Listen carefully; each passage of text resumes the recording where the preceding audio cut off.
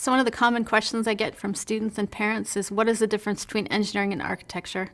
There's not really an easy answer, and I don't think there should be. Some people will say engineers are focused on safety and equations, whereas architects are focused on aesthetics.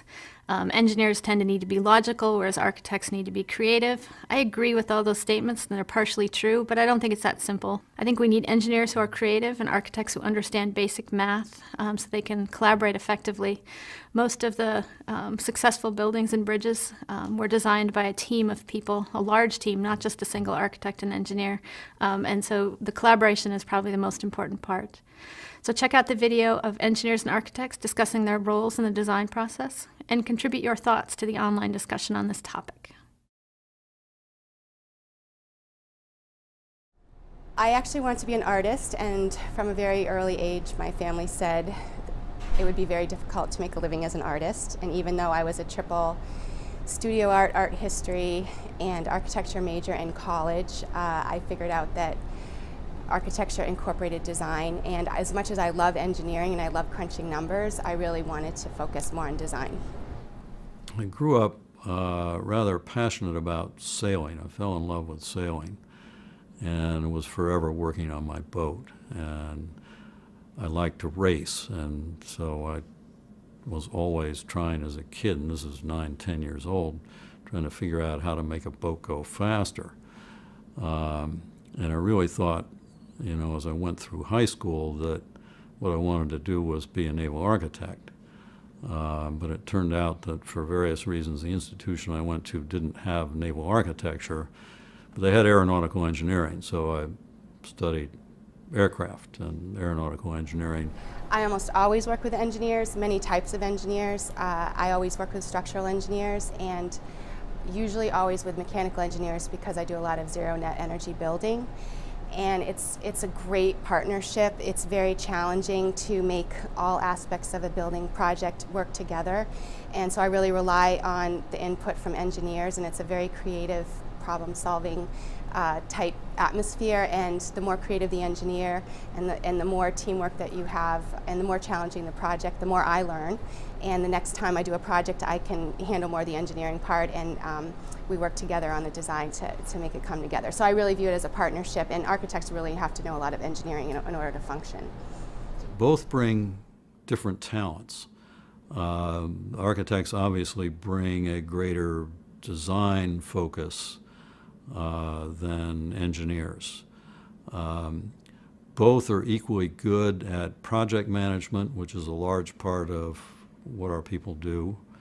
It's an accounting thing. How many of these, how many of those? You got to get it through. You got to deal with the customer. When do I need it?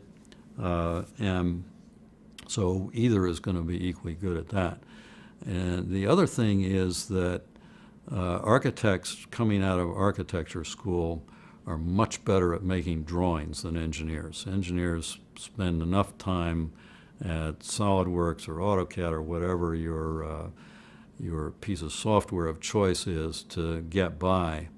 And architects, this is their bread and butter. It's very important that the engineer is part of the team from the start, and it's part of the goal setting and the values of the project. So you need, especially on larger projects, always to have a structural engineer, but especially with mechanical engineering and building envelope design, there's a lot of upfront work to do in terms of the actual design, but the client needs to understand the additional upfront costs. The structural engineer has given us the load that's going to go through this fitting. The architect tells us what they want it to look like, and we try to make these two friends by making a fitting that will do the structural job and looks like what the architect wants. And we have a very deep bag of tricks between high-tech materials, high-strength materials, whether they're aluminum, titanium, stainless steels. We've even used some exotic nickel, cobalt, molybdenum, I can barely say it, alloys that are spectacular. If you want a knee replacement, go for the nickel, cobalt, molybdenum, not the titanium. It'll last longer.